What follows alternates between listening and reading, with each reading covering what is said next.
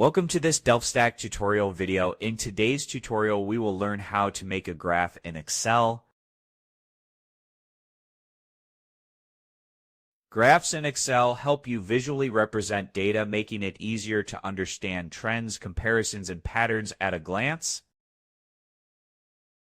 To get started, open your Excel worksheet and make sure your data is clearly organized into rows or columns with proper labels. Next, use your mouse to select the data range that you want to include in the graph, including the headers if you have them. After you have selected the data, just go to Insert. Here you will see different chart options such as column charts, line charts, bar charts, and pie charts. Click on the chart type that best fits your data, and Excel will automatically create a graph for you.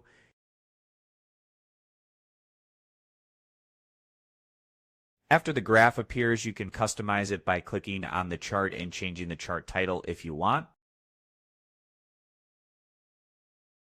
If your data changes later, the graph will update automatically as long as it is linked to the same data range. And that's it. We just learned how to select data and create a graph in Excel, as well as how to customize it for better presentation.